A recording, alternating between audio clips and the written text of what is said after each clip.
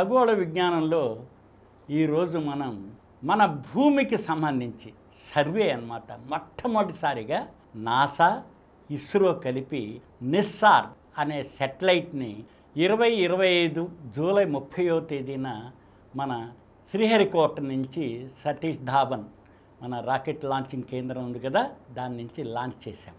ఇది మనం నివసించే భూమి లివింగ్ ప్లానెట్. మనకు తెలిసినంత వరకు ఏ ఇతర గ్రహాలు కూడా లివింగ్ ప్లానెట్స్ కాదు. దీనికి కారణం ఏంటి అంటే ఇక్కడ సమపాళల్లో వేడి, వెలుతురు, గాలి, నీరు, నేల ఉన్నాయి. పారే నీరు అన్నది చాలా ముఖ్యం. అందుకనే మన భూమిని లివింగ్ ప్లానెట్ అన్నారు. లివింగ్ ప్లానెట్, ఇప్పుడు లివింగ్ వస్తువులు మనం చూస్తున్నాం, వాటిల్లో మార్పులు వస్తుంటాయి. అలాగే మన భూమి మీద కూడా ఉపరితలం మీద అనేక మార్పులు వస్తున్నాయి. ఈ మార్పుల్ని స్టడీ చేయడానికని నాసా, మన ఇస్రో కలిపి నిస్సార్ అనే సెటిలైట్ని మనం ఈ జూలై 30, 2025 సాయంత్రం 5:45 కక్షలో ప్రవేశపెట్టాం. భూకక్షలో, అంతరిక్షంలో. అందుకని ఇది ఏం స్టడీ చేస్తుంది మనం చూసినట్లయితే భూమి ఉపరితలం మీద వచ్చే మార్పులన్నిటిని ఇది రాడార్ సిస్టంతో స్టడీ చేస్తున్నాం. అంటే రాడార్ ఐ మనం దాని మీద పెట్టుకున్నాం. ఉపరితలంలో వచ్చే ఈకో సిస్టంలో వచ్చే మార్పులు.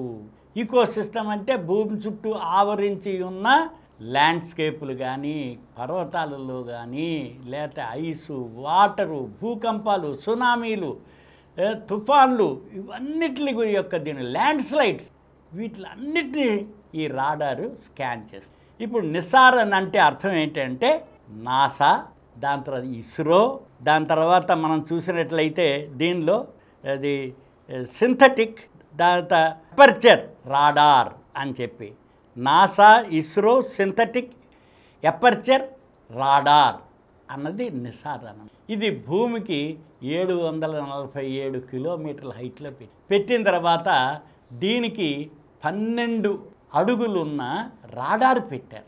ఈ రాడార్ ఏం చేస్తుందంటే భూమిని రోజుకి 2 సార్లు స్కాన్ చేస్తుంది. ఒకే ప్రదేశాన్ని మనం చూసినట్లయితే 4 to 6 టైమ్స్ చేస్తుంది.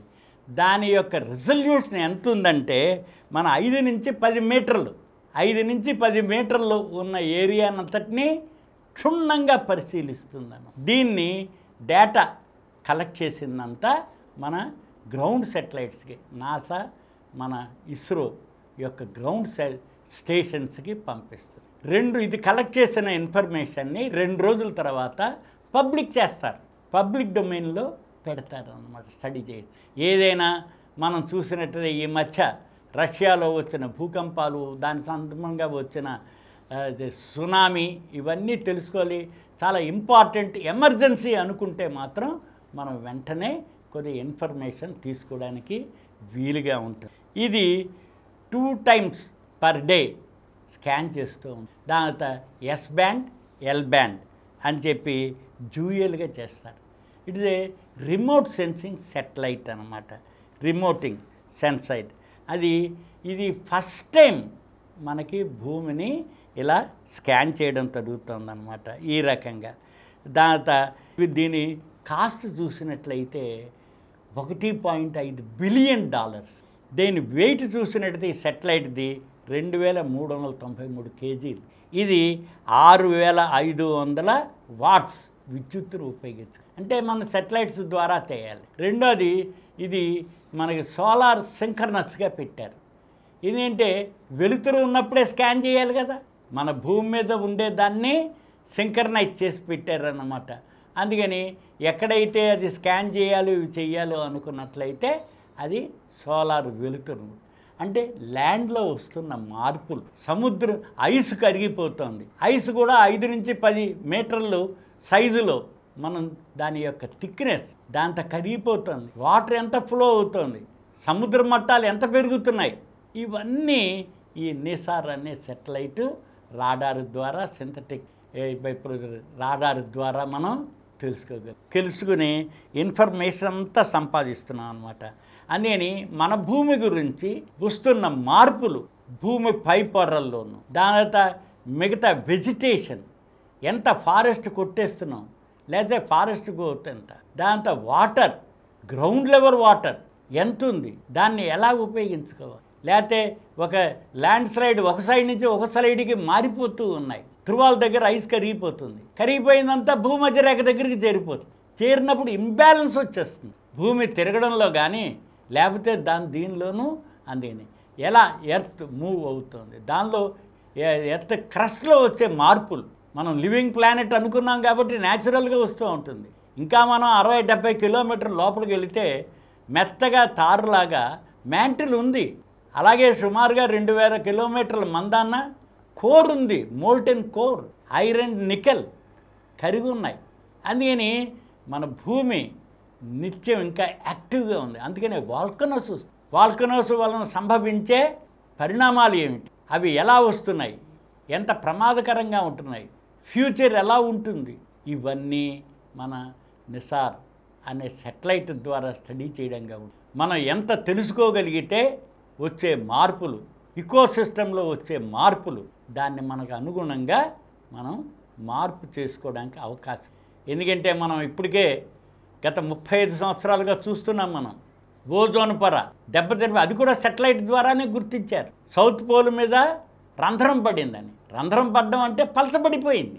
తిక్కుగా ఉండవలసిన ఓజోన్ లేయర్ పని, దానివల్ల ఏమైంది, అల్ట్రావైలెట్ కిరణాలంతా వస్తాయి. క్లైమేట్ చేంజ్ సంభవిస్తుంది. భూమి మీద సూర్యకిరణాలు తిన్నగా వస్తే భూమిని అంటిపెట్టుకుని ఉన్న గాలి వేడెక్కుతుంది. ఎప్పుడైతే గాలిలో మార్పు వస్తుందో వచ్చేసరికల్లా మనకి ఈ తుఫాన్లు, హరికేన్స్, విండ్స్.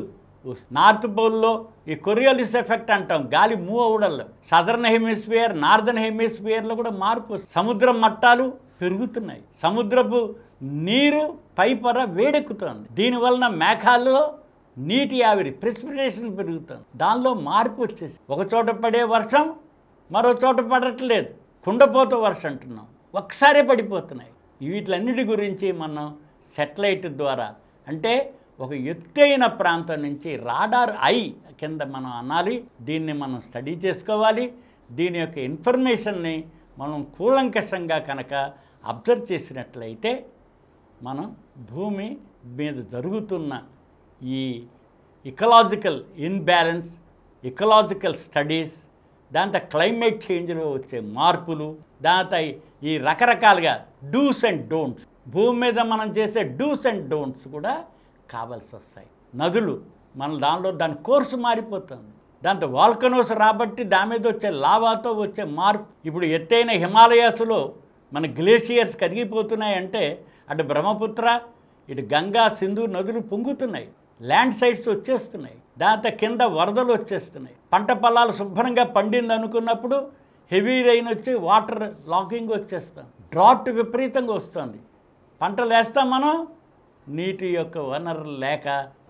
అందుకని వీటిలన్నిటినీ స్టడీ చేయడానికి ఈ రాడార్ సిస్టమ్ అంతా ఉపయోగపడుతుంది.